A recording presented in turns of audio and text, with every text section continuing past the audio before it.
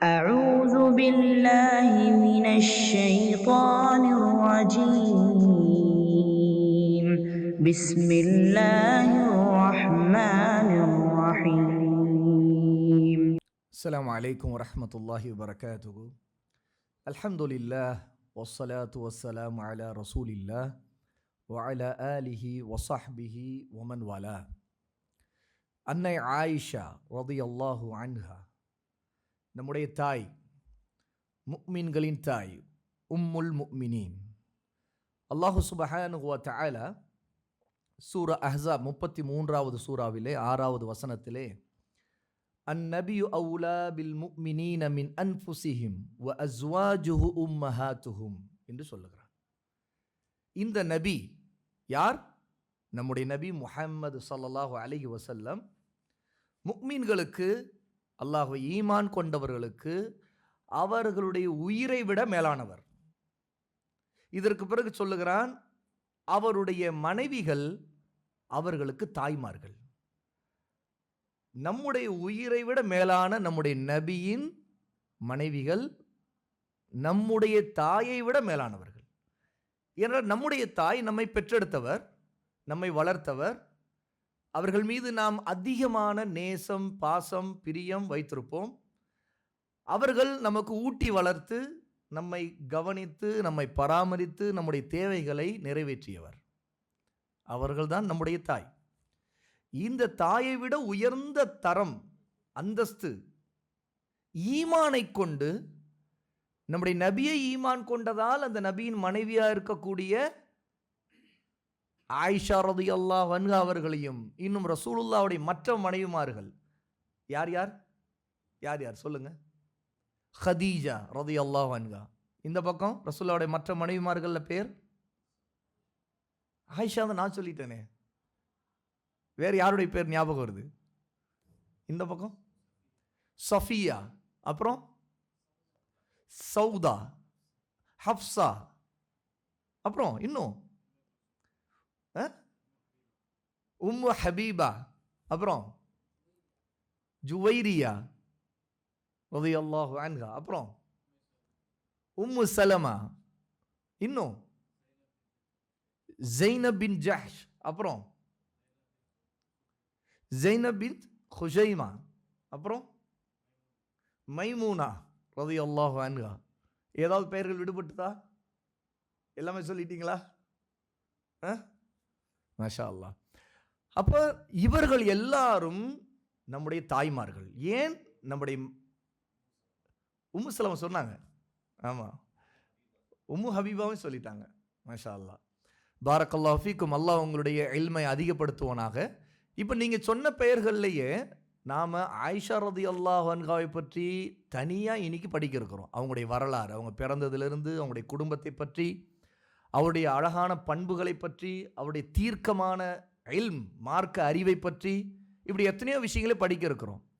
நம்முடைய தாயாக இருந்தாலும், நம்மில் யாருடைய தாயாக இருந்தாலும், எல்லா தாய்மார்களுக்கும் தாயாக இருப்பவரால் தான் நம்முடைய நபியின் மனைவி என்கிற நிலையிலிருந்து நம்முடைய ஈமானுக்கு தாயாக இருப்பதால் தான் நாம் அவர்களை அதிகமாக நேசிப்பதோடு அவர்களை பற்றி அதிகம் தெரிந்து கொள்ளணும். நம்முடைய அம்மாவை பற்றி எல்லாருக்கும் தெரியும். ஏன்னா நம்ம பார்த்துருக்குறோம், அவங்களோட வாழ்ந்திருக்கிறோம், அவங்களோட பழகி இருக்கிறோம். ஆனால் நமக்கு முன்பு நம்முடைய அம்மா ஆயிஷா ரலியல்லாஹு அன்ஹா இல்லை.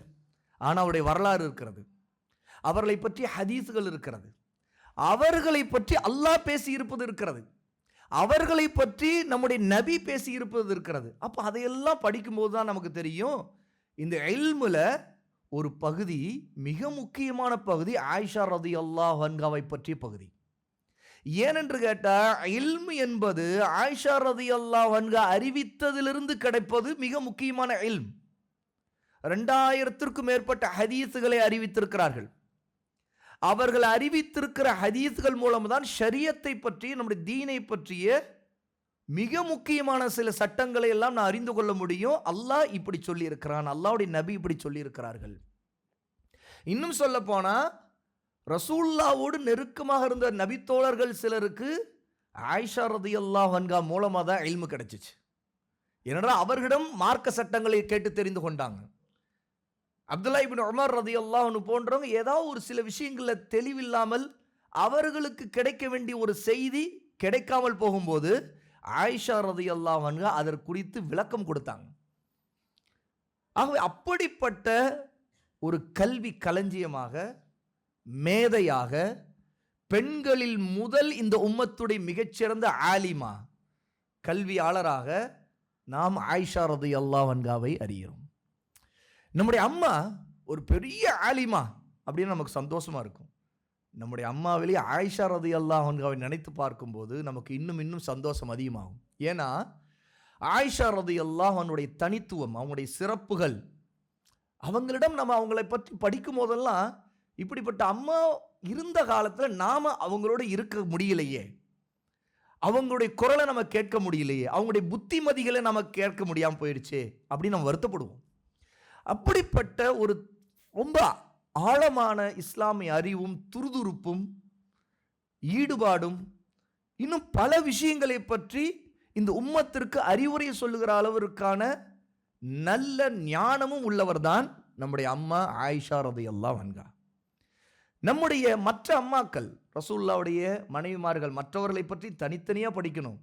அதில் ஆயிஷா ரலியல்லாஹு அன்ஹாவை பற்றி படிக்கும்போது நாம் அவர்களையும் இவர்களையும் சேர்த்து படிக்கும்போது இல்முக்கு கொடுக்க வேண்டிய முக்கியத்துவமும், இந்த இல்மை கற்றுக்கொள்வதற்கு நாம் காட்ட வேண்டிய ஆர்வமும் எவ்வளோ நமக்கு தேவை என்பதை நாம் இந்த ஆயிஷா ரலியல்லாஹு அன்ஹாவை பற்றி படிக்கும்போது தான் அதிகமாக உணர்வோம். ஏன்னா ரசூலுல்லாவிடம் அதிகமாக மற்ற எந்த மனைவியை விட, ஏன் இந்த உம்மத்தில் எந்த நபித்தோழரை விட, எந்த பெண்ணை விட, ஆணை விட அதிகமாக இல்மை படித்தவர், அதிகமாக கேள்விகளை கேட்டு விளக்கம் தெரிந்து கொண்டவர் நம்முடைய அம்மா அன்னை ஆயிஷா ரலியல்லாஹு அன்ஹா. ஆகவே நாம் இந்த ஆரம்பம், இது ஆயிஷா ரலியல்லாஹு அன்ஹாவை பற்றி நாம் இன்று படிப்பதற்கான ஒரு ஆரம்பம். முதலில் அவருடைய குடும்பத்திலிருந்து ஆரம்பிக்கும் போது ரசூலுல்லாஹி ஸல்லல்லாஹு அலைஹி வஸல்லம் நபியானதிலிருந்து 4வது அல்லது 5வது வருஷம் ஆயிஷா ரலியல்லாஹு அன்ஹா பிறக்கிறாங்க. அவங்களுடைய ஒரு தனித்துவம், அவங்க ஒரு முஸ்லீமாக இருந்த ஆணுக்கும் பெண்ணுக்கும் பிறந்தாங்க. எத்தனையோ நபித்தோழர்கள், நபித்தோழியர்கள், சஹாபியாக்கள் அவங்க பிறந்த நேரத்தில் அவங்களுடைய தாய் அல்லது தந்தை முஸ்லீமாக இருக்கல. ஆனால் ஆயிஷா ரலியல்லாஹு அன்ஹா பிறக்கும்போது அவங்களுடைய தந்தை, தாய் இருவரும் முஸ்லீம்கள். அவங்களுடைய தந்தை அப்துல்லா இப்னு உஸ்மான் ரலியல்லாஹு அன்ஹு. என்ன இப்படி சொல்லிட்டீங்க? நாங்கள் இதுவரைக்கும் ஆயிஷா ரலியல்லாஹுடைய தந்தை அபூபக்கர் தானே கேள்விப்பட்டிருக்கோம், நீங்கள் தந்தை பேரை மாற்றி சொல்கிறீங்களேங்க. அவங்களுடைய தந்தை பேர் என்ன? அப்துல்லா இப்னு உஸ்மான். அப்படின்னா அபூபக்கர், அபூபக்கர் என்பது அப்துல்லா இப்னு உஸ்மான் ரலியல்லாஹு அன்ஹுடைய குன்யா. குன்யானா என்ன? யாருக்கு தெரியும்? குன்யானா ஒரு சிறப்பு பெயர். அதில் அபு அல்லது உம்மு இருக்கும். ஆணுக்கு குன்யா சொல்லும்போது அபு இருக்கும், பெண்ணுக்கு சொல்லும்போது உம்மு இருக்கும். ஏன் அப்படின்னா இன்னாருடைய தந்தை, இன்னாருடைய தாய் அப்படிங்கிற கருத்தில் தான் அந்த பெயரை வைப்பாங்க. அபூபக்கர் ரலியல்லாஹு அன்ஹுடைய இயற்பெயர், அவங்களுடைய தந்தை அவருக்கு சூட்டிய பெயர் அப்துல்லா, அவருடைய தந்தை உஸ்மான். இந்த அப்துல்லா, அவருடைய தந்தை உஸ்மான், ரெண்டு பேருக்குமே குன்யா இருக்குது. அப்துல்லாவுக்கான குன்யா தான் அபு பக்ரு. பக்ருனா ஒரு ஒரு ஆரம்ப நிலையில் ஒரு கன்று குட்டியாக இருக்கக்கூடிய ஒரு மாட்டை சொல்கிற ஒரு வார்த்தை, அல்லது ஒரு ஆட்டை சொல்கிற வார்த்தை பக்ரு அப்படிங்கிறது. அபூபக்கர் ரலியல்லாஹு அன்ஹுக்கு இதுதான் குன்யா வகை. அபூ பக்ர் என்று சொன்னால் ஒரு கன்றுக்குட்டியின் தந்தை அப்படின்னு அர்த்தம். இது ஒரு கன்றுக்குட்டிக்கு தந்தை அப்படிங்கிறது அவங்களுக்கு குன்யாவாக பிரபலமாயிடுச்சு.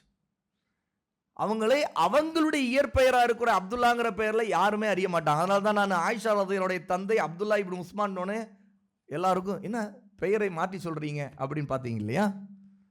அபூ பக்ர் அப்படிங்கிறது ஒரு கன்றுக்குட்டியின் தந்தை அப்படின்னு அர்த்தம். இதை சொல்லும்போது ஒரு வரலாறு நாம் ஞாபகத்துக்கு கொண்டு வர வேண்டியது இருக்கு. அதாவது ரசூலுல்லாஹ்வுடைய மரணத்துக்கு பிறகு அபூபக்கர் ரலியல்லாஹு அன்ஹு கலீஃபாவாக, ஆட்சியாளராக இந்த உம்மத்திற்கு முதல் இமாமாக ஆகிறாங்க இல்லையா, பையத் செய்யப்பட்டு. அப்போ ஆரம்பத்தில் அவங்க முதல்ல எதிர்கொண்ட மிகப்பெரிய குழப்பம், இந்த உம்மத்தில் வந்த பெரிய ஃபித்னால ஒன்று என்னன்னா, ஜக்காத் கொடுக்க மாட்டோம் அப்படின்னு மறுத்தாங்க. என்ன, அரபு கோத்திரங்களில், கிராமவாசிகளில், காட்டரபிகளுடைய கூட்டங்களில் பல கூட்டங்கள். அப்போது அபூபக்கர் ரலியல்லாஹு அன்ஹுவை கேலி செய்யும் விதமாக, அவர் என்னங்க அபூ பக்ரு, அது ஒரு கண்ணுக்குட்டியுடைய தந்தை, அது பேரையே கேலி செய்யும் விதமாக சிலர் சொன்னாங்க. அப்போது அபூபக்கர் ரலியல்லாஹு அன்ஹு எப்படிப்பட்டவர் அப்படிங்கிறத காட்டுவார். அப்படிங்கும்போது வேறு சில நபித்தோழர்கள், நீங்கள் அவர் அபூ பக்ரு அப்படின்னு நினச்சிட்டீங்க, ஆனால் அவர் எப்படிப்பட்டவருங்க காட்டுவார். அவர் ஒரு பலசாலியான, வேகமாக பாய்ந்து செல்லக்கூடிய ஒரு பெரிய குதிரையின் தந்தை எப்படிங்கிறத அபூபக்கர் காட்டுவார் அப்படின்னு சொல்லிட்டு சஹாபாக்கள் சிலர் பதில் சொல்லிச்சாங்களாம். அப்படின்னா அவரை நீங்கள் ஒரு கண்ணுக்குட்டியுடைய தந்தைன்னு நினைக்கிறீங்க, ஆனால் ரொம்ப திடகாத்திரமாக இருக்கக்கூடிய, பாஞ்சு ஏறி மிதிக்கக்கூடிய ஒரு குதிரையின் தந்தை அப்படிங்கிறத காட்டுவார். அதனால தான் அபூபக்கர் ரலியல்லாஹு அன்ஹு ஜக்காத் கொடுக்க மாட்டேன்னு மறுத்தவங்களுக்கு எதிராக போர் செய்தாங்க. அப்படிப்பட்டவர். ஆனால் பெயர் அபூபக்கர், அது குன்யா. அபூபக்கர் ரலியல்லாஹுடைய தந்தை பேர் உஸ்மான், ஆனால் அவருடைய குன்யா அபு குஹாஃபா. இப்படி ஒரு கண்ணுக்குட்டியின் தந்தைன்னு பேர் வைக்கலாம். இதே மாதிரி வேறு ஒரு பேர் ஞாபகம் வருதா? இதே மாதிரி ஒரு அபு ஹுரைரா, ஒரு சுவாரஸ்யமான பேர். அபு ஹுரைரா ரலியல்லாஹு அன்ஹுடைய பெயர் வேறு, ஆனால் குன்யா அபு ஹுரைரா, பூனைக்குட்டி, அதாவது சிறிய செல்ல பூனைக்குட்டியின் தந்தை. அதே மாதிரி இப்படி பல பெயர்கள். இது பெண்ணுக்கு சூட்டும் போது உம்முங்கிற வார்த்தையோடு, உம்மு சலமா, உம்மு ஹபீபா, அதாவது சலமாவுடைய தாய், ஹபீபாவுடைய தாய், இப்படி பல பெயர்கள். ஆயிஷா ரலியல்லாஹு அன்ஹாவுக்கு கூட குன்யா உண்டு. குன்யா வைக்கப்படுவதற்கு கட்டாயம் குழந்தை இருக்கணும்னு அவசியம் இல்லை. குழந்தை இல்லாவிட்டாலும் குன்யா வைக்கப்படுறது சுன்னாவில் உள்ளது தான். ஆயிஷா ரலியல்லாஹு அன்ஹா ரசூலுல்லாஹ்விடம் கேட்டாங்க, ஏன்னா ஆயிஷா குழந்தை இல்லை, யார் ரசூலுல்லாஹ் எனக்கு குழந்தை இல்லை, நான் எப்படி எனக்கு குன்யா வைத்துக்கொள்ள, அந்த சிறப்பு பெயர் வைத்துக்கொள்ள? ஆயிஷா ரலியல்லாஹுடைய சகோதரி அஸ்மாவுக்கு அப்துல்லா அப்படிங்கிற ஒரு மகன் பிறந்தார். ஆகவே ரசூலுல்லாஹ் சொன்னாங்க, நீ உம்மு அப்துல்லா, நீ உம்மு அப்துல்லா, அதாவது அப்துல்லாவுடைய தாய். ஏன்னா அஸ்மாவுடைய மகன் அப்துல்லா, அதனால் அதுவே உனக்கு பெயர் வைத்துக்கொள், உம்மு அப்துல்லா அப்படின்னு சொன்னாங்க. இப்படி பெயர்கள் வைத்துக்கொள்கிற வழக்கம் சுன்னாவில் கட்டுப்பட்டது. ஆகவே தான் இப்படி குழந்தை இல்லாவிட்டால் கூட இந்த மாதிரி பெயர்களை வைத்துக்கொள்ளலாம். ஆகவே நம்முடைய உலமா, நம்முடைய இமாம்கள் பலரும் அவர்களுக்கு எப்போதுமே குன்யா இருந்திருக்குது. அவங்க குன்யாவை தங்களுடைய பெயரோடு இணைத்தே சொல்லுவாங்க. ஏன்னா அது ஒரு சுன்னா, ரசூலுல்லாஹ் விரும்பிய ஒன்று. ரசூலுல்லாஹ்வுக்கு குன்யா என்ன? அபுல் காசிம். ஏன்னா ரசூலுல்லாஹ்வுக்கு காசிம்ங்கிற ஒரு மகன் பிறந்தார், ஆனால் இறந்துட்டார் அவர். ரசூலுல்லாஹ் அபுல் காசிம் அப்படின்னு அதற்கு அவங்களுக்கு அந்த குன்யா உண்டு. ஆகவே அபூபக்கர் ரலியல்லாஹு அன்ஹுடைய குன்யா அதாவது ஆகவே அப்துல்லா இப்னு உஸ்மான் ரலியல்லாஹு அன்ஹுங்கிறது அபூபக்கர் தான். அவங்களுக்கு அவங்க ஆரம்ப காலத்திலேயே ஆண்களில் முதலில் முஸ்லிமானவர் அவங்க தான் அபூபக்கர் ரலியல்லாஹு. அவங்களுடைய மகளாக உம்மு ரூமான் அப்படிங்கிறவங்க தான் ஆயிஷா ரலியல்லாஹு அன்ஹாவுடைய தாய். அபூபக்கர் ரலியல்லாஹு அன்ஹுவுக்கு 4 மனைவிகள். அந்த 4 மனைவிகள் மூலமாக அபூபக்கருக்கு 3 ஆண் குழந்தைகள், 3 பெண் குழந்தைகள் பிறந்தாங்க. அதில் முதல் மனைவி குத்தைலா, அவங்களுக்கு அப்துல்லா, அஸ்மா அப்படின்னு 2 பிள்ளைகள். அப்துல்லா, அஸ்மா, இந்த 2 பேருமே வரலாறு முக்கியமானவங்க. அப்துல்லாவுடைய வரலாறு மிக முக்கியமான ஒரு சம்பவம் இருக்குது. அவங்க தான் ரசூலுல்லாஹி ஸல்லல்லாஹு அலைஹி வஸல்லம் ஹிஜ்ரத் செய்ய ஆரம்பித்த நேரத்தில் முதல்ல மக்காவிலிருந்து வெளியேறிய உடனே சவுர் குகையில் போய் தங்கினாங்க இல்லையா? 3 நாள் அங்கே தங்கினாங்க. ஏன்னா எதிரிகள் உடனே மதீனாவின் வழியில் வந்து தேடி அபூபக்கரையும் ரசூலுல்லாஹையும் பிடித்துருவாங்கங்கிறனால முதல்ல அவங்களுடைய திசை திருப்பதற்காக மக்காவிலிருந்து வெளியேறிய உடனே ஒரு 3 நாள் சவுர் குகையில் போய் ஒளிந்திருந்தாங்க. அந்த நேரத்தில் அப்துல்லா தான் எப்போதுமே என்ன செய்வார், பகலில் மக்கள் என்ன பேசிக்கொள்கிறார்கள், குறைஷிகளுக்கு மத்தியில் என்ன பேச்சு நடந்துகிட்டு இருக்குது, ரசூலுல்லாவை பற்றி, அவங்கள பிடிக்கிறத பற்றி என்ன திட்டங்கள் போட்டுக்கிட்டு இருக்கிறாங்க குறைஷிகள் அப்படிங்கிறத எல்லாம் தகவலை திரட்டிட்டு இரவு என்ன செய்வார், அப்துல்லா வருவார். வந்து ரசூலுல்லாவிடமும் அபூபக்கரிடமும் எல்லா தகவலும் சொல்லிட்டு சஹர் நேரத்திற்குள்ளேயே அங்கிருந்து கிளம்பி போயிடுவார். திரும்ப மக்காவுக்குள் போயிடுவார். இப்படிப்பட்ட ஒரு காரியத்தை அப்துல்லா செய்தார். அஸ்மா ரதியல்லாஹு அன்ஹா, அபூபக்கருடைய மகள் அஸ்மா, இவங்களுக்கும் ஒரு வரலாறு, அதே ஹிஜ்ரத்துடைய நேரத்தில். ஏன்னு கேட்டால் அவங்களுடைய வரலாறுல மிக முக்கியமான அஸ்மா பின் அபி பக்கர் ரதியல்லாஹு அன்ஹாவுடைய வரலாறு, ஹிஜ்ரத்துக்காக கிளம்பி ஒட்டகத்தில் எல்லாம் கட்டி ஏறுற நேரத்தில், அப்போது உணவையும் தண்ணீரையும் ஒட்டகத்து மீது கட்டி விடுறதுக்கு அந்த நேரத்தில் ஒரு கயிறு இல்லை. உடனே அஸ்மா தன்னுடைய இடுப்பில் கட்டியிருந்த கச்சை, அதாவது ஆடைக்காக இறுக்கி கட்டியிருப்பாங்களா, அந்த கச்சையை அவிழ்த்து அதை ரெண்டாக கிழிச்சிட்டு ஒன்றை தான் கட்டிக்கிட்டு இன்னொன்று கொண்டு ஒட்டகத்தில் அந்த உணவையும் தண்ணீரையும் கட்டி விட்டாங்க. ஆகவே ராத்துன் நிதாக்கைன் அப்படிங்கிற ஒரு பெயர் அஸ்மா ரதியல்லாஹு அன்ஹாவுக்கு அந்த மாதிரி ஒரு சிறப்பு பெயர் இருக்குது. சரியா? அதாவது ரெட்டை கச்சை உடைய பெண் அப்படின்னு. ஏன்னா அவங்கள்ட்ட இருந்த ஒரு கச்சையை அவங்க ரெண்டாக கிழிச்சு ஒன்றை தனக்கும் ஒன்றை ஒட்டகத்தில் கட்டுறதுக்கு பயன்படுத்தினாங்க. அப்படிப்பட்ட ஒரு சிறப்பு அஸ்மா ரதியல்லாஹு அன்ஹாவுக்கு உண்டு. அபூபக்கர் ரதியல்லாஹுடைய வாழ்க்கையில் 2 அஸ்மாக்கள் உண்டு. ஒருவர் மகள், இன்னொருவர் மனைவி. அபூபக்கர் ரலியல்லாஹு அன்ஹு அவங்களுடைய மனைவிகளில் முதல் மனைவி குத்தைலா, இரண்டாவது உம்மு ரூமான், அதாவது ஆயிஷா ரலியல்லாஹு அன்ஹா அவங்களுடைய தாய். ஆயிஷா ரலியல்லாஹு அன்ஹாவுடைய அந்த தாய்க்கு இவங்களும் அதே மாதிரி அப்துர் ரஹ்மான் அப்படிங்கிற இன்னொரு அவருடைய சகோதரரும் உண்டு. இந்த அதற்கடுத்து 3வது மனைவியாக ஒருத்தவங்க இருக்கிறாங்க. அவங்க வந்து ஹபீபா பின்த் ஹாரிஜா. இவங்க யாருன்னு கேட்டால், அபூபக்கர் ரலியல்லாஹு அன்ஹு ஹிஜ்ரத்திற்காக வந்து மதினாவுக்குள்ளே நுழைந்த நேரத்தில் முதல்ல ஹாரிஜா அப்படிங்கிற ஒரு தோழருடைய வீட்டில் தான் தங்கினாங்க. அவங்களுடைய மகளை திருமணம் செய்து கொண்டாங்க. அவங்க தான் ஹபீபா பின்த் ஹாரிஜா. அவங்களுக்கும் பிள்ளைகள் உண்டு. 4வது அஸ்மா பின்த் உமைஸ், அபூபக்கர் ரலியல்லாஹுனுடைய இன்னொரு மனைவி. இவங்க இன்னொரு அஸ்மா, அதாவது மகளாக ஒரு அஸ்மா, மனைவியாக ஒரு அஸ்மா. அப்போது இந்த மாதிரி அவங்களுடைய வரலாறு, இந்த குடும்ப வரலாறுங்கிறது முழுக்க முழுக்க வந்து இஸ்லாமிய வரலாறு ரொம்ப முக்கியமான வரலாறாக இருக்குது. ஏன்னு கேட்டால் அபூபக்கர் ரலியல்லாஹு அன்ஹு அவங்களுடைய குடும்பம் முழுக்க முழுக்க ஆரம்ப காலத்திலிருந்து ரசூலுல்லாவுடைய கடைசி காலம் வரைக்கும், அதற்கு பிந்திய காலம் வரைக்கும் கூட தொடர்ச்சியாக இஸ்லாம் வரல பங்களிக்கிறாங்க. ஒரு பக்கம் அபூபக்கர் ரலியல்லாஹு இஸ்லாமில் முதலாவதாக முந்திக்கொண்ட முதல் ஆணில் உள்ளவர். அடுத்து ஹிஜ்ரத்திற்காக பங்களித்ததில் பயணச் செலவும், இன்னும் மதீனாவுக்கு போன பிறகு மஸ்ஜிது நபியுடைய இடத்தை வாங்குவது கூட அபூபக்கர் ரலியல்லாஹு சேமித்து வைத்திருந்த காசிலிருந்து தான் வாங்கப்பட்டது.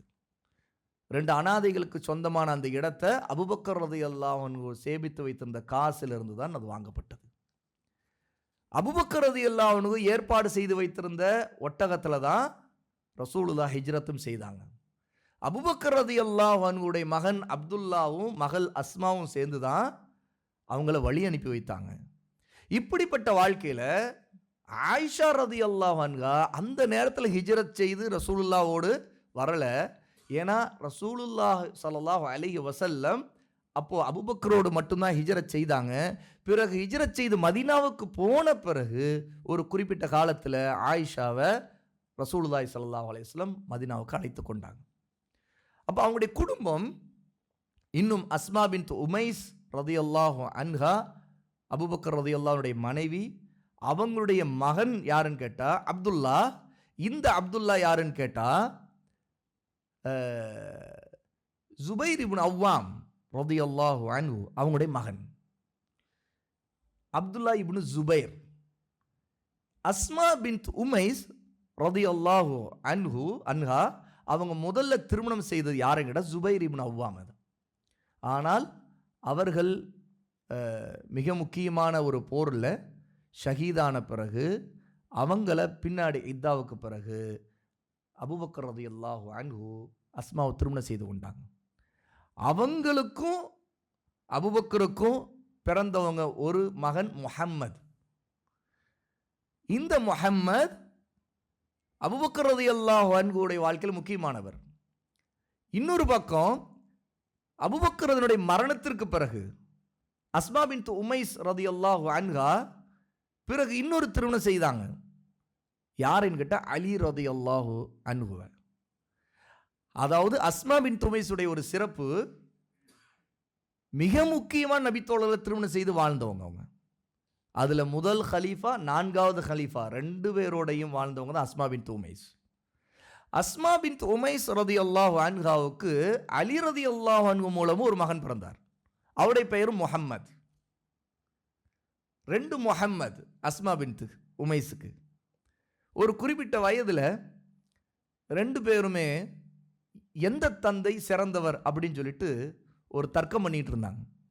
அஸ்மா பின்த் உமைஸ் பார்க்குறாங்க, தன்னுடைய மகன்கள் 2 முஹம்மதும் ஒருத்தருக்கு ஒருத்தர் தர்க்கம் பண்ணுறாங்க, என்னுடைய தந்தை சிறந்தவரோ உன்னுடைய தந்தை சிறந்தவரான்ட்டு. அப்போ இதை பார்த்து கொண்டிருந்தவங்க கூப்பிட்டு அதை தீர்த்து வச்சாங்க. வயதில் மூத்தவர் என்றா உன்னுடைய தந்தை தான் சிறந்தவர் அப்படின்னு சொல்லிட்டு அபூபக்கர் ரலியல்லாஹுடைய மகன் முஹம்மதுகிட்ட சொன்னாங்க. வயதில் இளையவரில் சிறந்தவர்னா உன்னுடைய தந்தை தான் சிறந்தவர் அப்படின்னு சொல்லிட்டு அலி ரலியல்லாஹுடைய மகன் முஹம்மதுகிட்ட அஸ்மா சொன்னாங்க. இதை கவனித்தாங்க அலி ரலியல்லாஹு அன்ஹு.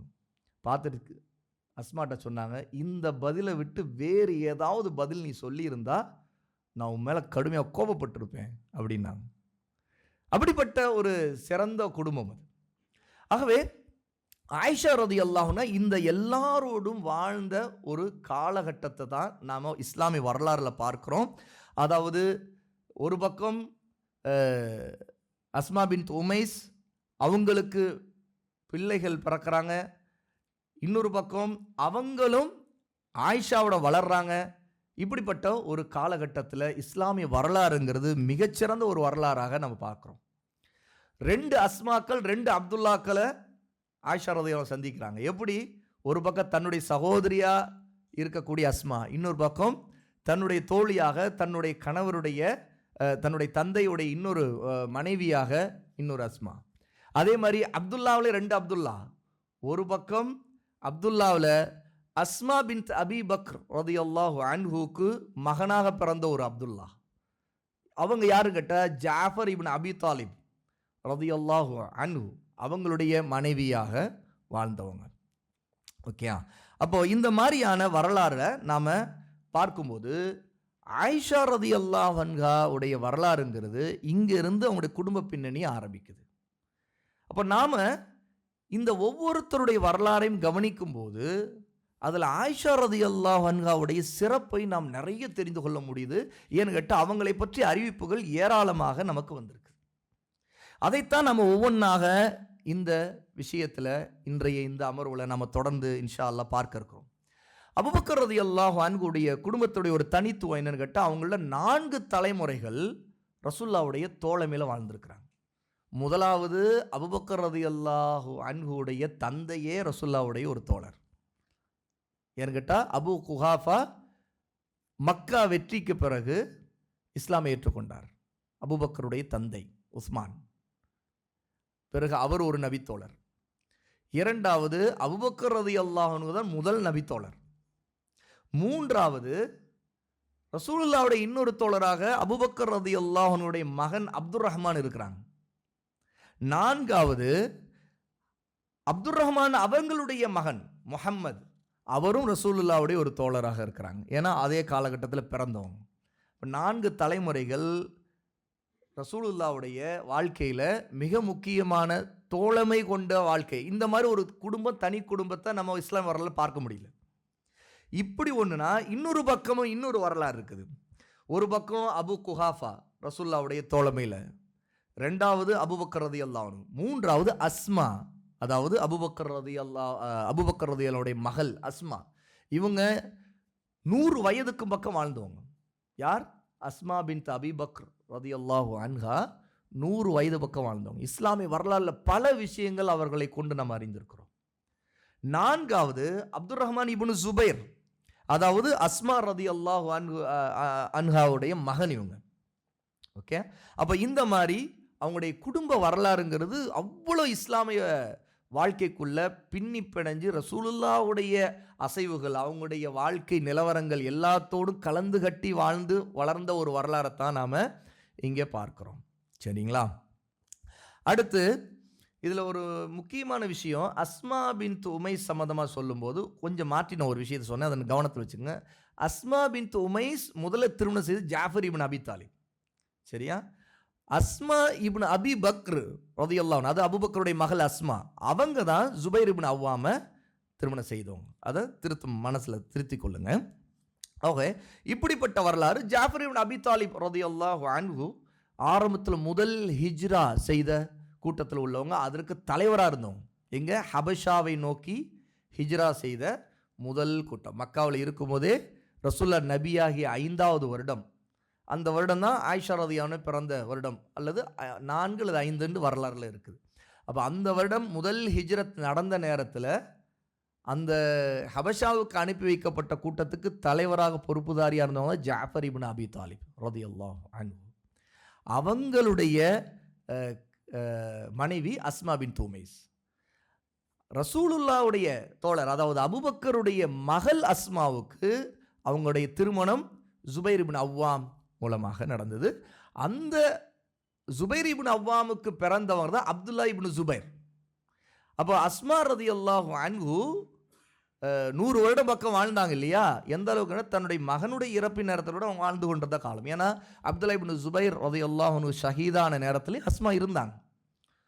அந்த அளவுக்கு அவங்களுடைய வரலாறுல, அதாவது இஸ்லாமுக்காக தியாகம் செய்த ஒரு மிகப்பெரிய குடும்பம், இஸ்லாமிய வரலாறு நன்கு அறிந்த குடும்பம், ரசூலுல்லாவுடைய வரலாறு நன்கு அறிந்த குடும்பம், ரசூலுல்லாவுக்கு மிக நெருக்கமான தோழர், அதாவது அபூபக்கர் ரலியல்லாஹு அன்ஹு, இந்த உம்மத்துடைய முதல் இமாம் ஹலீஃபாவுடைய குடும்பம். இப்படி பல விதத்தில் ஒரு மிக முக்கியமான குடும்பத்தில் ஆயிஷா ரலியல்லாஹு அன்ஹா பிறந்தாங்க அப்படிங்கிறத நம்ம பார்க்குறோம். இப்போ அதற்கு அடுத்தது ஆயிஷா ரலியல்லாஹு அன்ஹா அவங்களுடைய இல்ம், அவருடைய சிறப்புகளில் மிக முக்கியமானது, அவர்கள் நிறைய ஹதீஸுகளை அறிவித்தவங்களாக இருந்தாங்க.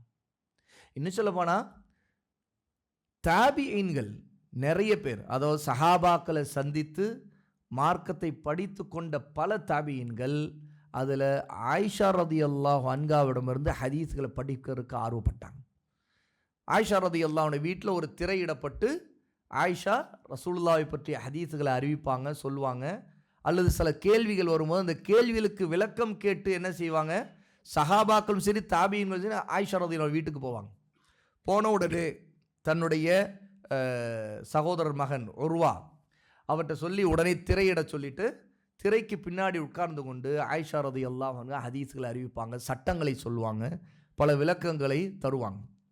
அதில் தாபியீன்களில் ஒருவர் மஸ்ரூக் இப்னு அப்துர் ரஹ்மான், அவங்க சொல்கிறாங்க, அந்த ஆயிஷா ரலியல்லாஹு நபிமொழியை அறிவிக்கும் போது எப்போவுமே அவங்களுடைய வழக்கம், மஸ்ரூக்குடைய வழக்கம்னு கேட்டால், நபிமொழியை அறிவித்த ஹதீஸ்களை அறிவித்தா எப்பவுமே ஆயிஷாவுடைய பேர் வரும்போது உண்மையாளரின் மகள், உண்மையாளர் அப்படின்னு சொல்லுவாங்க. அது சித்திக்குடைய மகள், சித்திகா. இந்த சித்திகாங்கிற வார்த்தை குர்ஆனிலே ஒரே ஒருவருக்கு பயன்படுத்தப்பட்டிருக்குது. யாருக்கு சொல்லுங்க, யார் சொல்றீங்க? சித்திகா அப்படிங்கிற பெயர் குர்ஆனில் ஒரே ஒருவருக்கு பயன்படுத்தப்பட்டிருக்குது. யார் சொல்றது? மரியம் அலைஹிஸ்ஸலாத்து வஸ்ஸலாம். உம்முஹு சித்திகா. ஈசா அலைஹிஸ்ஸலாத்து வஸ்ஸலாம் பற்றி அல்லாஹ் சொல்லிட்டு உம்முஹு சித்திகா, அவருடைய தாய் சித்திகா. நபிமார்களின் அந்தஸ்துக்கு அடுத்து மிக உயர்ந்த 2வது அந்தஸ்து சித்திக் அப்படிங்கிற அந்தஸ்து. அபூபக்கர் ரலியல்லாஹு அன்ஹு அந்த அந்தஸ்தை அடைந்தவராக, அஸ்-சித்திக் அப்படிங்கிற பெயர், அந்த அந்தஸ்து நபிமார்களுக்கு அடுத்த அந்தஸ்தில் அபூபக்கர் ரலியல்லாஹு அன்ஹு இந்த உம்மத்தில் வராங்க. அதே மாதிரி பெண்களில் மரியம் அலைஹிஸ்ஸலாத்து வஸ்ஸலாமுக்கு அல்லாஹ்வே குர்ஆனில் சொல்லியிருக்கிற இந்த அந்தஸ்து சித்திகா அப்படிங்கிற அந்தஸ்து. அப்படிப்பட்ட அந்த அந்தஸ்து, மரியமுக்கு சொல்லப்பட்ட அந்த அந்தஸ்தை பொதுவாக தாபியீன்கள், அதில் குறிப்பாக மஸ்ரூக் அப்படிங்கிற தாபியி, அவங்க என்ன செய்வாங்க, ஆயிஷாவுடைய பேரை சொல்லும் போதெல்லாம் சித்திக்குடைய மகள் சித்திகா அப்படின்னு சொல்லுவாங்க. அது நாம் வழக்கத்தில் கூட ஆயிஷா சித்திகா அப்படின்னு சொல்கிறோம். நிறைய பேருக்கு நமக்கு ஆயிஷா சித்திகா அப்படின்னு ஏன் சொல்கிறோன்னு தெரியாது. அது ஒரு பெயராக சொல்லிட்டு போவோம். எப்படி அபூபக்கர் ரலியல்லாஹு அன்ஹுக்கு சித்திக்குங்கிற பெயர் ஏன் வந்தது அப்படின்னு வரலாறே தெரியாமல் நம்ம சொல்லுவோமோ, பலர் அப்படி இருக்கிறோமோ, அதுபோல் ஆயிஷா ரலியல்லாஹு அன்ஹாவை சித்திகா அப்படின்னு சொல்கிறது பலர் நம்ம என்ன ஆயிஷா ரலியல்லாஹு அன்ஹா அபூபக்கருடைய மகள் ஆகவே சித்திகா, ஏன்னா அவங்க சித்திக் ஆகவே மகள் சித்திகா அப்படின்னு சொல்கிறது உண்டு அப்படின்னு நினைப்போம். ஆனால் உண்மை என்னன்னு கேட்டால், ஈமானிய விஷயங்களை இல்முடைய விஷயங்கள் அதை உண்மைப்படுத்துவதில் முதல் இடத்துல முந்தி கொண்டிருப்பவர்களில் ஆயிஷா ரலியல்லாஹு அன்ஹா எப்போவுமே ஆரம்பத்தில் இருப்பாங்க. ஆகவே தான் எப்படி அபூபக்கர் ரலியல்லாஹு அன்ஹு அவங்களுடைய தந்தை எப்படி சித்திக் உண்மைப்படுத்துவதில் அல்லாஹ் சொல்லிட்டான்னா, அல்லாஹ்வுடைய நபி சொல்லிட்டாங்கன்னா அது உண்மை, அதில் எந்த சந்தேகம் இல்லை அப்படிங்கிறதுல பொய்ப்படுத்தாமல் உடனே ஈமான் கொள்வதில் முதலாவதாக முந்தி கொண்டு அபூபக்கர் இருப்பாங்களோ, அதுபோல் ஆயிஷா ரலியல்லாஹு அன்ஹாவும் முதலாவதாக முந்தி கொண்டு இருக்கிறவங்க. ஆகவே நபிமார்களுக்கு அடுத்த அந்தஸ்தில் உள்ள இந்த சித்திகா அப்படிங்கிற பெயர் வரலாறுல ஆயிஷா ரலியல்லாஹு அன்ஹாவுக்கு நம்முடைய சலஃப், அதாவது சஹாபாக்கள் காலத்திலிருந்து அடுத்து வந்த தாபிஊன்கள் தாபீன்கள் இவர்களெல்லாம் சித்திகாங்கிற பெயரை ஆயிஷாவுக்கு சொல்லுவாங்க. அவைதான் இன்று வரைக்கும் இந்த உம்மத்துக்குள்ள ஆயிஷா ரலியல்லாஹுடைய பெயரோடு சேர்த்து சித்திகா அப்படிங்கிற பெயர் சொல்லப்படுது. ஏன்னா சித்திக்குடைய மகள் இந்த தீனை உண்மைப்படுத்திய மிகச்சிறந்த ஒரு மகத்தான பெண் அப்படிங்கிறனால அவங்களை இந்த பெயரை கொண்டு சொல்லப்படுது. அதே மாதிரி அபு நுஐம் அப்படிங்கிற இமாம் அவங்க ஹில்யத்துல் அவுலியா அப்படிங்கிற புத்தகத்தில் ஆயிஷா ரலியல்லாஹு அன்ஹா அவர்களை பற்றி எழுதும் போதெல்லாம், அவங்களை வர்ணிக்கும் போதெல்லாம் இந்த வார்த்தைகளை சொல்லுவாங்க. அதே மாதிரி நரக விடுதலை பெற்றவரின் மகள் அத்தீக் அப்படிங்கிற பெயர் குர்ஆனில் ஒருவருக்கு சொல்லப்பட்டிருக்குது. யாருக்கு? அத்தீக். அத்தீக் என்று சொன்னால் நரகத்திலிருந்து விடுதலை பெற்றவர்னு அர்த்தம். அபூபக்கர் ரலியல்லாஹு அன்ஹு, அபூபக்கர் ரலியல்லாஹு அன்ஹுவுக்கு குர்ஆனில் சொல்லப்பட்ட பெயர்களில் ஒன்று அத்தீக், அதாவது நரகத்திலிருந்து விடுதலை பெற்றவர், அதாவது நரகம் அவரை தீண்டாது. ஆகவேதான் வரலாறுல நரகத்திலிருந்து விடுதலை பெற்ற தப்பித்து விட்ட மகத்தான சஹாபாக்கள் முதலிடத்திற்குரிய அத்தீக்காகிய அபூபக்கர் ரலியல்லாஹு அன்ஹுடைய மகள் அப்படின்ட்டும் ஆயிஷாவை ரொம்ப புகழ்ந்து சொல்லுவாங்க. நபி அவர்களுடைய நேசருடைய மகள். ரசூலுல்லாவுக்கு ஆண்களில் மனிதர்களில் ரொம்ப பிடித்தமானவர் யார்? அபூபக்கர் ரலியல்லாஹு அன்ஹு. சரியா? ரொம்ப நெருங்கிய தோழர், அவருடைய மகள் அப்படிங்கிற ஒரு சிறப்பும் ஆயிஷா ரலியல்லாஹு அன்ஹாவுக்கு இருக்கிறது. அதே மாதிரி நேசத்திற்குரியவருடைய அருகிலே இருந்த ஒரு அறிவுக்கடல் யார்? நம்முடைய நேசத்திற்குரிய ஹபீப் முஹம்மது ஸல்லல்லாஹு அலைஹி வஸல்லம். அவங்களுக்கு அருகிலேயே இருந்த மிக நெருக்கம் பெற்ற ஒரு மனைவிதான் ஆயிஷா ரலியல்லாஹு அன்ஹா. அவ்வளோ இல்மையும் அவர்கள் அடைந்திருந்தார்கள். அதே மாதிரி அல்லாஹ்வால் கலங்கத்திலிருந்து நீக்கப்பட்டவர், அவதூறிலிருந்து பரிசுத்தப்படுத்தப்பட்டவர். ஏன்னா ஆயிஷா ரலியல்லாஹு அன்ஹா மேலே முனாஃபிக்குகள், நயவஞ்சகர்கள், அவதூறுகளை அவருடைய கற்பின் மீது சொல்ல நேரத்தில் அல்லாஹு தஆலா குர்ஆனுடைய ஆயாத்துகளை, சூரத்து நூருடைய ஆயாத்துகளை, ஏறத்தாழ 10க்கும் அதிகமான ஆயத்துகளை இறக்கி ஆயிஷா ரலியல்லாஹுடைய கற்பை, அதனுடைய பரிசுத்தத்தை அல்லாஹ் 7 வானங்களுக்கு மேல் இருந்து உறுதி செய்தான். அவை அப்படிப்பட்ட சிறப்பு அவர்களை பற்றிய குர்ஆனில் ஆயாத்துகள் இறங்கப்பட்டிருக்குது. அப்படிங்கிற அடிப்படையிலும் அவங்களுடைய சிறப்பு இருக்குது.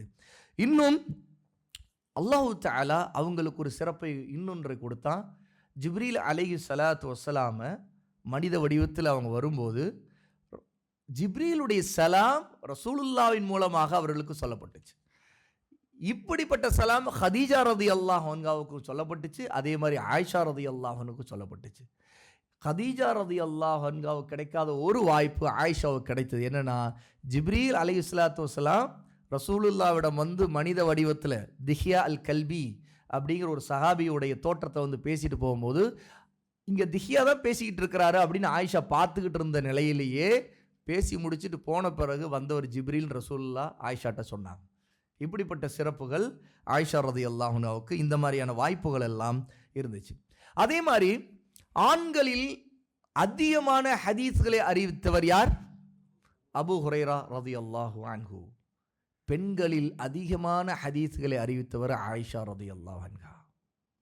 இன்னும் சொல்லப்போனா ஆண்களுக்கு போட்டியாக ஆண்கள் வரிசையில் ஆயிஷா ரலியல்லாஹு அன்ஹாவுடைய இடத்தை வைக்கும்போது 3வது அல்லது 4வது இடத்தை ஆயிஷா ரலியல்லாஹு அன்ஹா டாப் 3லேயே அவங்க ஹதீஸ்களை அறிவித்தவர்கள்ல வராங்க.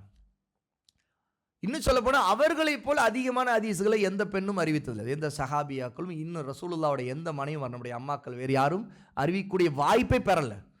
ஏன்னா அந்த அளவுக்கு இல்மை அதிகமாக தேடிக்கொண்டவராக ஆயிஷா ரலியல்லாஹு அன்ஹா இருக்கிறாங்க.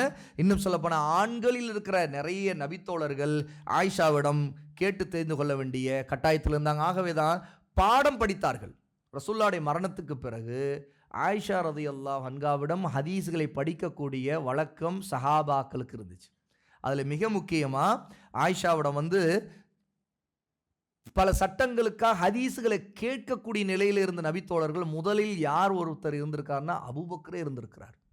சில விஷயங்களை கேட்டு தெரிந்து கொள்ளணும்னா தன் மகளிடம் தான் கேட்டு தெரிஞ்சிருக்காங்க. அதற்கான சம்பவங்களை நம்ம இன்ஷா அல்லாஹ் பார்ப்போம். அப்போ அபூபக்கரே ஆயிஷா ரலியல்லாஹு அன்ஹாவிடம் ஹதீஸுகளை கேட்டிருந்திருக்கிறாங்க.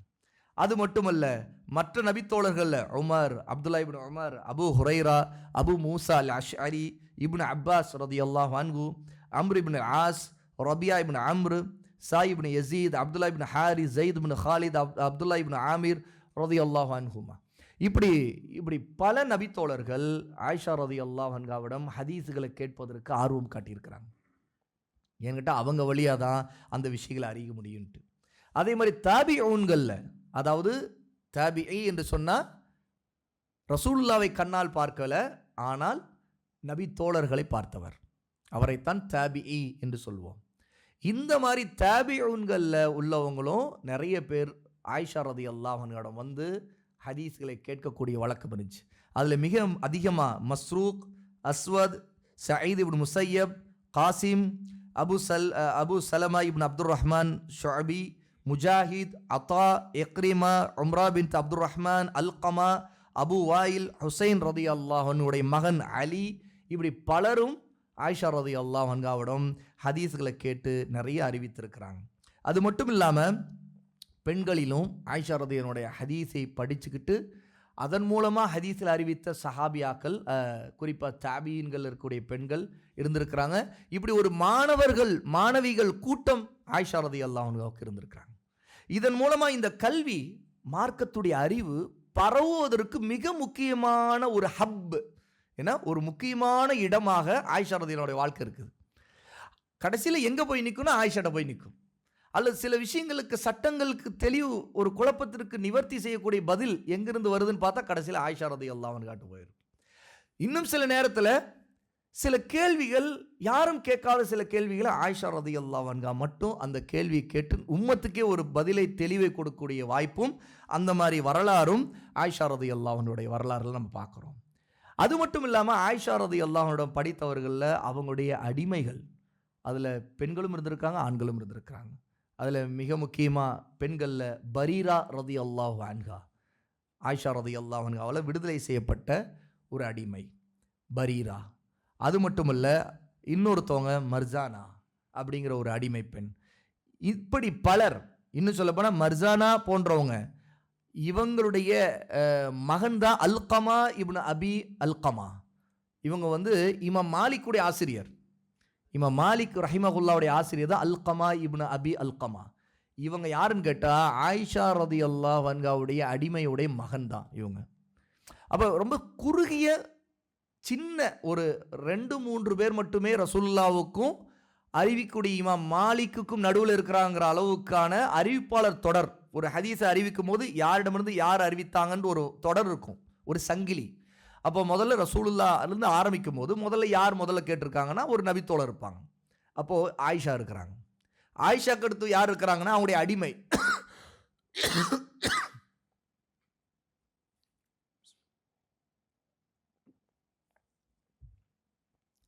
அவங்களுடைய அடிமை மர்ஜானா இருக்கிறாங்க. அவங்களுடைய மகன் இருக்கிறாங்க, யாருன்னா அல்கமா இப்னு அபி அல்கமா. அவங்களிடமிருந்து இமாம் மாலிக் அறிவிச்சிருக்கிறாங்க.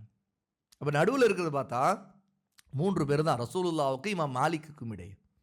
இதே மாதிரி இமாம் மாலிக்குக்கும் ரசூலுல்லாவுக்கும் இடையே இன்னொரு அருமையான ஒரு அறிவிப்பாளர் தொடர் இருக்குது. யார் கேள்விப்பட்டிருக்கீங்களா? ரொம்ப அற்புதமான, அது ஒரு தங்கச் சங்கிலின்னு சொல்லுவாங்க. அது அதாவது ரொம்ப ஆச்சரியமா இருக்கும். எந்த அளவுக்கு ரொம்ப நெருக்கமா இருக்கும். ஆமா.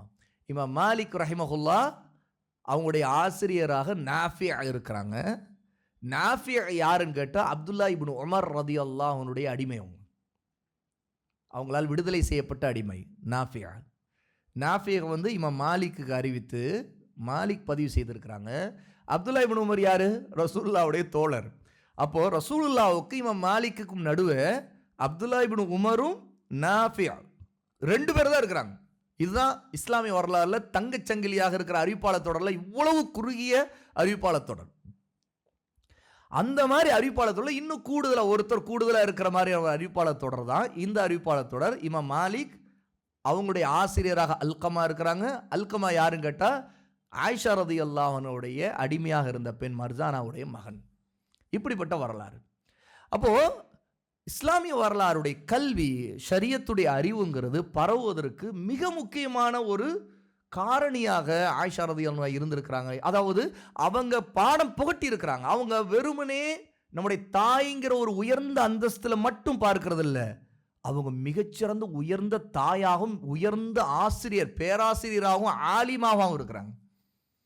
அப்ப எல்லா நம்முடைய தாய்மார்களும் கல்வி நம்ம கற்றுக் கொடுக்கிற ஆலிமாவா இருப்பாங்களா? இருக்கிறாங்களா? இருக்கிறது இல்லையே.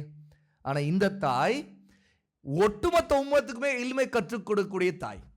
அப்படிப்பட்ட அந்தஸ்திலே அல்லாஹ் தஆலா அவர்களை உயர்த்தி இருக்கிறான். அப்படிங்கறதுக்காக தான் இந்த தகவல்களை எல்லாம் நாம இந்த இடத்துல சேர்த்து பார்க்கிறோம். அப்ப அப்படிப்பட்ட ஹதீஸ் துறைக்கு மிகப்பெரிய பங்களித்த ஒரு மிகச்சிறந்த ஒரு வரலாறு நம்முடைய அம்மா ஆயிஷா ரலியல்லாஹு அன்ஹாவுக்கு இருக்குது. இதெல்லாம் கேட்கும்போது நமக்கு ஆர்வம் வரணும். எப்படின்னா நம்முடைய இல்மை நாம அதிகமா தேடணும். யாரிடம் இருந்தெல்லாம் தேட வேண்டும் அப்படின்னு ஒரு கேள்வி வருதுல்ல. அப்போ முதல்ல நம்முடைய சலஃப்ட இருந்து தேடணும். சலஃப்னா முதல்ல யார் வருவாங்க? முதல்ல நம்முடைய நபியே முதல்ல சலஃப்ல வருவாங்க. அதற்கடுத்து நபியின் தோழர்கள் வருவாங்க. அதிலும் நபியின் தோழர்கள் கூட தேவை உள்ளவர்களா இருந்திருக்கிறாங்க. மார்க்கத்தை விளங்குறதுக்கு ஒருத்தட்ட போய் நிக்கணுங்கிற நிலை இருந்திருக்கு அப்படின்னா அது நம்முடைய ஆயிஷா ரலியல்லாஹு அன்ஹா இருக்கிறாங்க. அப்போ ஆயிஷா ரலியல்லாஹு அன்ஹாவோட நபித்தோழர்களும் மார்க்க சட்டம் கேட்க வேண்டிய நிலை வந்திருக்குது. அப்படின்னா இப்போ நாம ஆயிஷா ரலியல்லாஹுடைய வரலாறை தெரிந்து கொள்றதும், அவங்க அறிவித்த ஹதீஸ்களை படிக்கிறதும், அவங்களை எவ்வளவு நேசிக்கிறதும் முக்கியம் நம்ம உணரணும். இன்னைக்கு நம்ம இல்மு தேடுறதுல ரொம்ப ஒரு பஞ்சம், ஒரு வறட்சி, எப்பவுமே ஒரு அலட்சிய போக்கு ஏன் இன்னைக்கு அதிகரிச்சுக்கிட்டே போகுது. அதிகமானவர்கள் வந்து WhatsApp, Facebook, Instagram, social media, எவ்வளோ சோசியலிசம் வந்திருக்கு பாருங்க. அதாவது பேச்சில் கொள்கைன்னு சில விஷயங்களில் சோசியலிசம் பேசுறது இருக்குது இல்லையா? அந்த பேச்சை பேசுகிறவங்களாம் இன்னைக்கு அதிகமாக இல்லை சோசியலிசம் பேசுகிறவங்கன்னு. ஆனால் இந்த சோசியல் மீடியாவின் மூலமாக ஒரு சோசியலிசம் நடந்துகிட்டு இருக்குல்ல, இது மற்றதை விட அந்த சோசியலிசம் கொள்கை கம்யூனிச கொள்கையை விட ஆபத்தாக இருக்கு. ஏன்னா சோசியலிசமே பேசாதவங்க, சோசியலிசம் என்ன கூட தெரியாதவங்க, கம்யூனிசம் என்ன கூட தெரியாதவங்க கூட இந்த சோசியலிசத்தில் இருக்கிறாங்க. எப்படி? இந்த சோசியல் மீடியா சோசியலிசம் எல்லா ஃபித்னாக்களும் கூடி கலந்து கட்டி பிடிச்சி உருளக்கூடிய இடம் அது. நம்முடைய நேரங்களை வீணடிப்பது, நம்முடைய பாவங்களை அதிகரிப்பது, நம்முடைய ஈமானை குறைப்பது, நம்முடைய அமல்களை வீணாக்குவது, நம்மை முட்டாளாக்குவது, இப்படிப்பட்ட ஒரு சோசியலிச வட்டத்துக்குள்ள, அதான் சோசியல் மீடியா வட்டத்துக்குள்ள நாம போய் சிக்கி தவிக்கிறோம். இன்னும் பலர் அந்த சோசியல் மீடியால நான் இல்லைன்னு சொல்லிட்டு அவங்க ஒரு தனி மீடியாவுக்குள்ள போய் லாக் ஆகியிருக்காங்க. அதுதான் மொபைல் தனியாக தான் டீல் பண்றாரு ஒருத்தர். அவர் எந்த சோசியல் மீடியாவில் இல்லை. ஆனால் அந்த மொபைலில் அவர் சோசியல் மீடியாவுக்குள்ளே போகாவிட்டா கூட அவர் என்ன செய்கிறார்? மொபைல் வழியா அவரே உலகத்தை தேடிக்கொண்டிருக்கிற அந்த எல்லா ஃபித்னாக்களையும் தெரிந்து கொள்வதற்கு, நேரத்தை வீணடிப்பதற்கு, அல்லது எப்படி மொபைல் செல்ஃபோன் கம்பெனிகளும் என்னது ரீசார்ஜ் பண்ண சொல்கிற கம்பெனி பேசுங்க பேசிக்கிட்டே இருங்க அப்படிங்கிறாங்க இல்லையா? அந்த மாதிரி நேரங்களை வீணடிக்கிறதுக்கு அரட்டைக்காகவும் அல்லது வெட்டியாக வேடிக்கை பார்க்கவும் மொபைல் எடுத்துக்கொண்டே அதில் மூழ்கி இருக்கிறவங்க இருக்கிறாங்க. தங்களுடைய நேரத்தையும் ஆரோக்கியத்தையும் தங்களுடைய சிந்தனையும் கெடுத்து கொண்டிருக்கிறோம். நினைச்சு பாருங்க, ஏன் இப்படி நமக்கு கல்விக்கு இல்மு தேடுவதற்கு பஞ்சம் வந்திருக்குது, நம்முடைய ஈமான் ரொம்ப குறைந்து கொண்டே போகுது அப்படின்னா, நாம் ஆயிஷா ரலியல்லாஹு அன்ஹாவை போல இல்மை ஆசைப்பட்டு தேடக்கூடியவர்களாக இல்லாத காரணம், நாம ஆயிஷா ரலியல்லாஹு அன்ஹா போல உள்ளவர்களை நெருங்கலை. ஆயிஷா ரலியல்லாஹு அன்ஹாவுக்கு அப்படியே எதிர் மாற்றமா இருக்கக்கூடியவங்களை நெருங்குறோம், அவங்கள்ட்ட அதிகமா பேசுறோம். உண்மையா இல்லையா? அப்போ நம்முடைய ஈமான் குறைஞ்சிக்கிட்டே போகுது. இங்க கவனிங்க, ஆயிஷா ரலியல்லாஹு ரொம்ப நெருக்கமா இருந்தது யார்கிட்டனா ரசூலுல்லாஹ்விடம். ஆனால் அவங்களுடைய இல்மு அதிகரிச்சுக்கிட்டே போச்சு. ஆயிஷா ரலியல்லாஹு அன்ஹாட்ட யார் நெருக்கமா இருந்தாங்களோ அவங்களுடைய இல்மு அதிகரிச்சுட்டு போச்சு. ஏன்னா அவங்களுடைய அடிமை உட்பட என்ன கல்வியை கற்றுக்கொண்டவங்களா இருந்தாங்க. அவங்க வழியாக வந்து ஹதீஸ்கள் அறிவிக்கப்பட்டிருக்குது. உண்மையா இல்லையா? அப்போ இல்மு உள்ள, நல்ல தக்வா உள்ள, சரியான கொள்கை அறிவுள்ள, அகீதா உள்ளவங்களிடம் நம்ம நெருக்கமாக இருக்கணும். அவங்கள்ட்ட நல்ல பழக்கம், நெருக்கம் நமக்கு இருக்கணும், நல்ல தொடர்பு இருக்கணும், நல்ல நசீஹாவை, அறிவுரைகளை அவங்கள்ட்ட பெற்றுக்கொள்ளணும். இப்படிப்பட்ட போக்கு நம்மிடம் இருக்கணும். அந்த வாழ்க்கையை விட்டு நம்ம எவ்வளவு தூரம் ஆயிட்டோம். இன்னைக்கு நமக்கு எப்படின்னா, யாராவது நமக்கு ஏதாவது ஒரு விஷயத்தில் நசீஹத் செய்தாங்க, ஏதோ ஒரு அறிவுரை சொல்றாங்க, ஒரு விஷயத்தை இது தப்புன்னு சொல்றாங்கன்னா நமக்கு பிடிக்கிறது இல்லை. எனக்கு சொல்லாது, எனக்கு தெரியும், இவர் இப்படி தான் சொல்லிட்டு இருப்பார். ஒன்றுமில்லை. நம்முடைய வீட்டிலேயே ஒரு கணவன் தன் மனைவிக்கு ஏதாவது சில விஷயங்கள் நசீஹத் செய்தாலோ, அல்லது ஒரு மனைவி தன் கணவருக்கு ஏதாவது ஒரு நல்ல விஷயங்களை சொன்னா கூட, கணவன் மனைவி ஒருத்தர் மேல் எரிச்சல் படுறாங்களா இல்லையா? தாய் தந்தை பிள்ளைகளுக்கு சொன்னா பிள்ளைகள் எரிச்சல் அடைகிறாங்க. இந்த நசீஹா, நமக்கு நலம் நாடி நல்ல விஷயங்களை நாம் கேட்டுக்கொள்ள வேண்டும், சொல்பவரை நாம் தேடிக்கொள்ள வேண்டும்ங்கிற எண்ணமே இல்லாத அளவுக்கு இன்று நம்முடைய வாழ்க்கை மாறி போச்சு. அப்போ நாம வந்து அப்படியே திரிஞ்சுக்கிட்டு மேய்வதுன்னு சொல்லுவாங்க இல்லையா, அந்த மாதிரி ஊர் பலாவையும் முசீபத்துகளையும் ஃபித்னாக்களையும் மேய்கின்ற நேரத்தில் நாம் நம்மை அப்படியே மூழ்கடித்து அமிழ்ந்து போயிடும். அதுக்குள்ள முங்கி முங்கி கிடக்கிறோம். இன்னைக்கு உலகத்தின் நிலைமை இதுதான். இதனால என்ன ஆகுது? அல்லாஹ்வோடு உள்ள நெருக்கம் நம்மிடம் போயிடுச்சு, சுன்னாவோடு உள்ள நெருக்கம் போயிடுச்சு. அதெல்லாம் ரொம்ப அந்நியமாக தெரியுது. ஒண்ணுமில்லை. இன்று நம்முடைய வழக்கத்தில் ஒருத்தர் தும்முகிறார். தும்மிய உடனே எந்த அளவுக்கு இன்னைக்கு நிலைமை மாறிடுச்சு தெரியுமா? அல்ஹம்துலில்லாஹ்வை கொஞ்சம் சத்தமா சொல்ல கூச்சப்படுறார். அதை கூட ஒருத்தர் சத்தமா சொல்லிட்டான்னு வைங்க, அவருக்கு யர்ஹமுக்கல்லான்னு சொல்றதுக்கு சத்தமா பதில் அளிக்கிறதுக்கு இன்னொருத்தர் கூச்சப்படுறார். இது உண்மையா இல்லையா? ஏன்னா ஒரு வித கூச்சத்தை அடைகிறாங்க. ஒருத்தர் அல்ஹம்துலில்லாஹ் சொல்லும் போது யர்ஹமுக்கல்லாவை கேட்டு சொல்லுங்க எனக்காக அப்படின்னு சொன்னா, நான் சொன்னேன் அப்படிங்கிறார். அவர் சப்தமிட்டு சொன்னது காதுக்கு கேட்டாதானே யஹ்தீகுமுல்லாஹ் வ யுஸ்லிஹு பாலக்குன்னு சொல்ல முடியும். யதார்த்தம் அதுதானே, அதானே அதோட லாஜிக் அதுதானே. சத்தமே இல்லாம யர்ஹமுக்கல்லான்னு உள்ள நான் சொல்லிக்கிட்டேன்னா உங்களுக்கு எப்படி தெரியும் நான் உங்களுக்காக நீங்க சொன்ன அல்ஹம்துலில்லாஹ்வுக்கு அல்லாஹ் உங்களுக்கு கருணை காட்டுவானாகன்னு நான் துஆ செய்தேன்னு? ஏன் சப்தமிட்டு சொல்றது இல்லை அப்படின்னா கூச்சமே வந்துருச்சு. அது ஏதோ ஒரு வித மனசுல ஒரு நெருடலை ஏற்படுத்துது.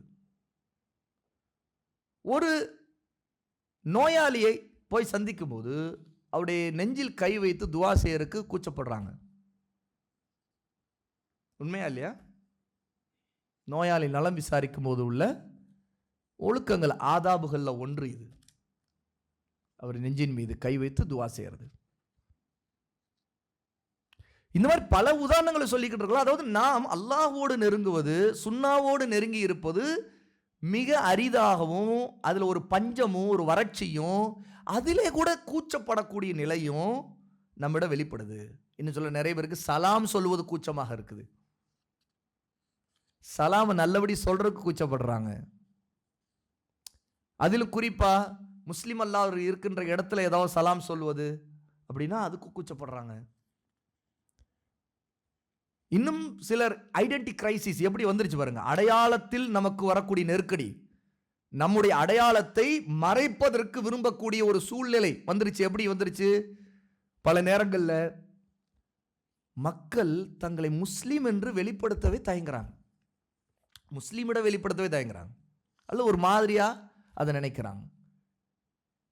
ஏன்னு கேட்டா இன்னைக்கு உலகத்தில் மதம் சார்ந்த வாழ்க்கை அப்படிங்கிறது ஏதோ ஒரு பிற்போக்குத்தனமான ஒரு கேலிக்குரிய அல்லது ஒரு இந்த நவீன உலகத்தில் இப்படிலாம் வெளிப்படுத்துறது நம்மை வந்து முட்டாளா காட்டுற மாதிரி, இது வந்து ட்ரெண்ட் இல்லை, இது ஃபேஷன் இல்லை அப்படின்னு ஒவ்வொரு விஷயத்தில் நம்ம பார்க்குறாங்க இல்லையா மக்கள், இது ட்ரெண்ட் இல்லை, இது ஃபேஷன் இல்லை அப்படின்னு. அந்த மாதிரி ஒன்றா மதச்சார்பின்மைன்னு ஒன்று பேசுறத தேவைன்னு நினைக்கிறாங்க. அது கண்ணியம், அது தங்களுக்கு இருக்கக்கூடிய நல்ல பெயர் அல்லது தங்களுக்கு அந்தஸ்து அப்படின்னு நினைக்கிறாங்க. அதனால தான் சிலர் முஸ்லீம்னு தன்னை வெளிப்படுத்திக் கொள்வதையும் விரும்பாமல் இருக்கிறாங்க. முஸ்லீம்களிடமே சில நேரத்தில் ஏதாவது ஒரு ஆபத்தில் ஒருத்தர் இருக்கிறாரு, முஸ்லீம் அல்லாதவர்கள தன்னை முஸ்லீம் வெளிப்படுத்துற, தனக்கு வேற ஏதோ ஒரு பிரச்சனை கொண்டு வரலான்னு பயப்படுறாரு. அந்த இடத்திற்கு அவருடைய பிரச்சனைக்காக அது வேறு விஷயம். அவர் வெளிப்படுத்தாமல் இருந்து கொண்டார், அது பிரச்சனை இல்லை. ஆனால் முஸ்லீம்களிடமே ஒரு முஸ்லீம் தான் ஒரு முஸ்லீம்னு வெளிப்படுத்துவதை தவிர்க்க நினைக்கிறார் அப்படின்னா இதெல்லாம் ஏன் இன்னைக்கு வந்திருக்கு என்று நாம் இஸ்லாமிய வரலாறுல நம்முடைய சலஃபோடு உள்ள நம்முடைய நெருக்கம், ரசூலுல்லாவோடு வாழ்ந்த சஹாபாக்களோடு சஹாபியாக்களோடு நம்முடைய அம்மா ஆயிஷாவோடு நமக்கு இருக்கிற அந்த மானசீகமான ஈமானிய உறவு இருக்குதுல்ல, ரோஷம், அந்த ஈமானிய பிரியம், இது ரொம்ப மலிந்து மங்கி போய் அது வந்து ரொம்ப பலவீனப்பட்டு ஒரு கரண்ட் கம்பியில் அறுபட்டு ரெக்கையில் தொங்கிக்கிட்டு இருக்கக்கூடிய அல்ல காலில் கட்டி தொங்க விடப்பட்டிருக்கிற ஒரு குருவி போன்ற நிலையில் நம்முடைய ஈமான் இருக்குது. எவ்வளோ ஒரு கவலைக்கிடமான நிலை. அதுலேயும் இளைஞர்களுடைய நிலைமை இன்னும் மோசம். இளைஞர்கள் ஒரு பள்ளிக்கூட ஒரு டீனேஜ் வயசு பருவத்தில் வரக்கூடிய பிள்ளைகள், அடுத்து கல்லூரி போகக்கூடிய பிள்ளைகள், அவங்க இன்னைக்கு இருக்கிற சூழலில் தான் ஒரு முஸ்லீமான ஒரு நல்ல ஒரு தக்வாவான ஒரு தொழுகையாளியான வாழ்க்கை வாழ்கிறத அவங்க வந்து ஏதோ ஒரு கூனி குறுக்கக்கூடிய நிலையை போல வெளியில் உணர்றாங்க. ஏன்ட்டா அவங்களுடைய முஸ்லீம் அல்லாத நண்பருடைய வட்டத்தோடு இருக்கிறத அவங்க விரும்புகிறாங்க. அவங்களோட என்ஜாய் பண்ணுறது அப்படின்னா அதுக்கு சில விஷயங்கள் வந்து நம்ம அணியக்கூடிய ட்ரெஸ் கோட்ல இருந்து, எப்படி ஒரு ஆண் கண்காலுக்கு மேலே ஆடை உடுத்துவதிலிருந்து, சில நேரத்தில் அவர் வந்து ஒரு தொப்பி அணிவதோ அல்லது ஒரு ஜுப்பா அணிவதோ, அல்லது அவர் பேச்சு வழக்கத்தில் ஒரு பேச்சை பேசும்போது இன்ஷா அல்லான்னு வார்த்தை வந்துடுறது, அதெல்லாம் தவிர்க்கிறாங்க தெரியுமா? இப்போ சிலர் பேசும்போது இன்ஷா அல்லா வராமல் பேசணும், அல்லாஹ் நாடினான்னு சொல்லாமல் பேசணும்னு நினைக்கிறாங்க.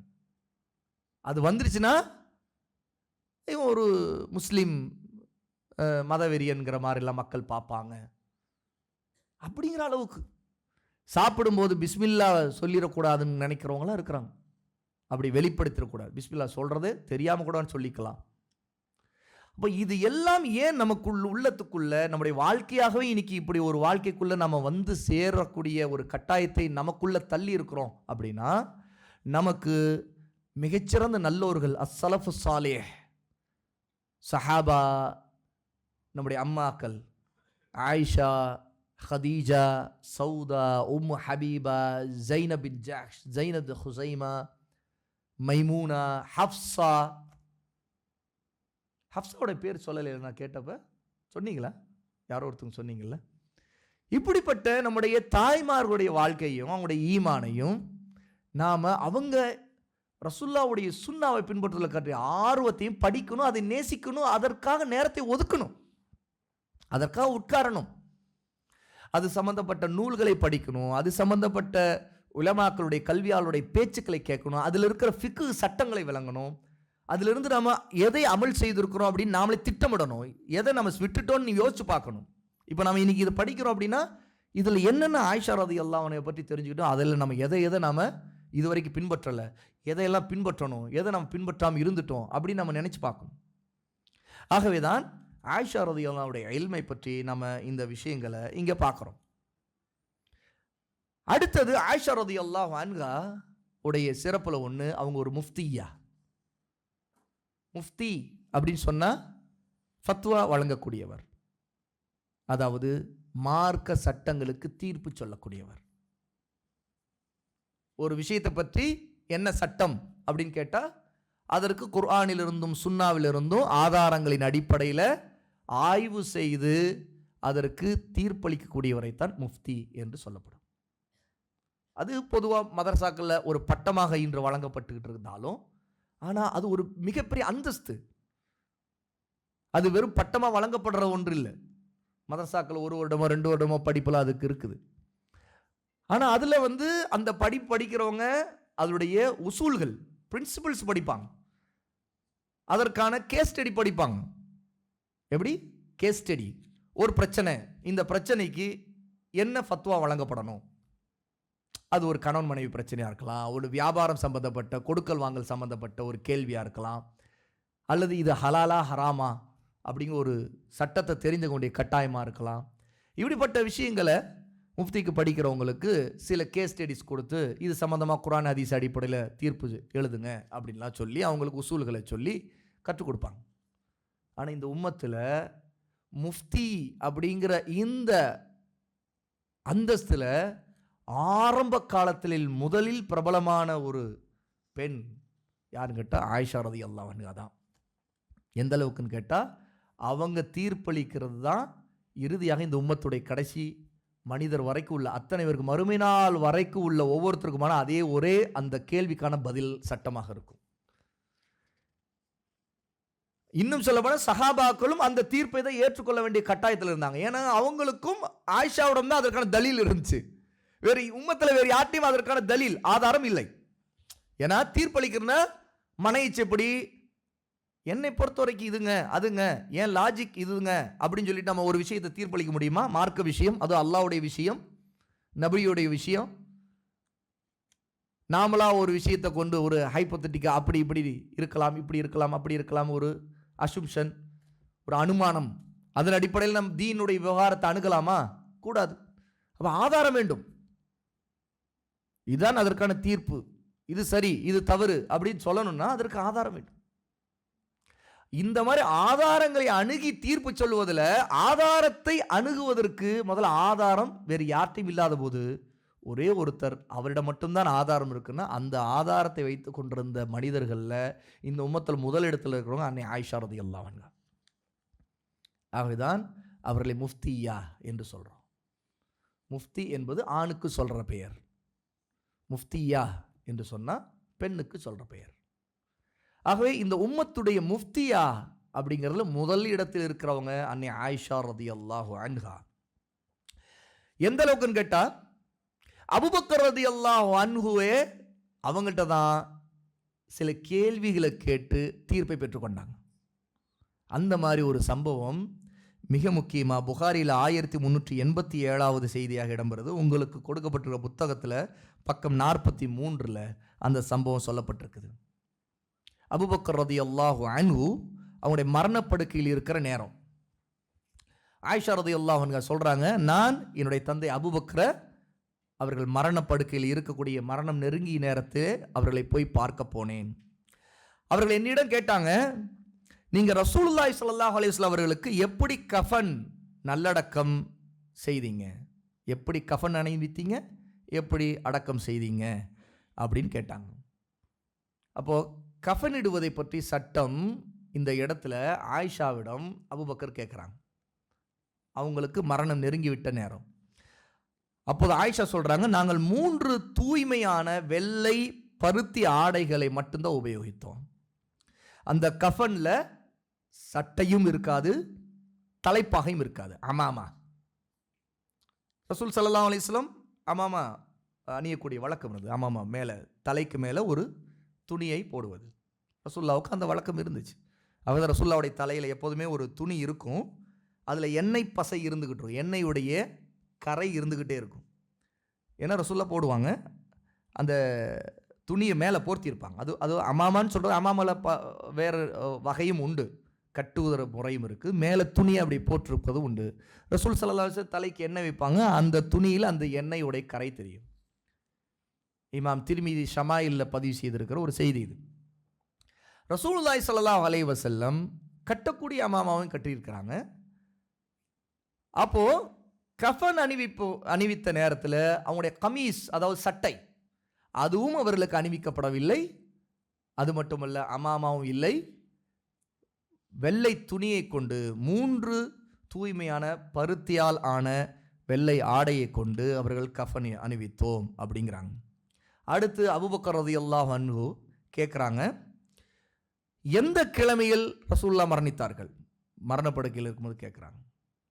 திங்கட்கிழமையில் மரணித்தார்கள். அடுத்து கேட்குறாங்க, இன்று என்ன கிழமை அப்படிங்கிறாங்க. அபூபக்கர், இன்று திங்கட்கிழமை, இது நடந்து திங்கட்கிழமை அன்னைக்கு நடக்குது.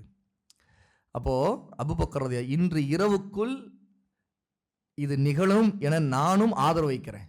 அதாவது இந்த திங்கட்கிழமை ரசூலுல்லாஹ் இறந்த அன்று, அவங்களுடைய உயிர் பிரிந்த அன்றே என்னுடைய உயிரையும் அல்லாஹ் தாலா கைப்பற்றணும் அப்படின்னு அர்ஜு, நான் ஆதரவு வைக்கிறேன், அல்லாஹ்வோட எதிர்பார்க்கிறேன் அப்படின்னு சொல்லிட்டு அபூபக்கர் ரலியல்லாஹு அன்ஹு இந்த வார்த்தைகளை சொல்கிறாங்க.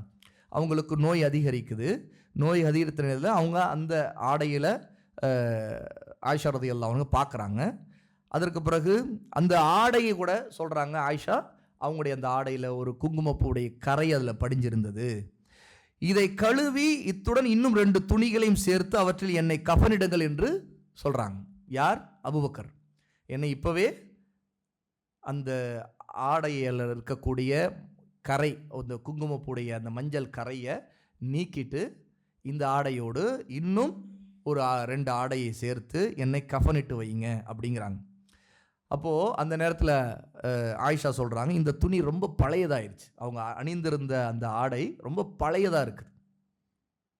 அவங்க ஹலீஃபா, யார்? அபூபக்கர் ரலியல்லாஹு அன்ஹு மரணிக்கும் போது அவங்க ஹலீஃபா, ஆனால் அது ரொம்ப பழையதாக இருக்குது.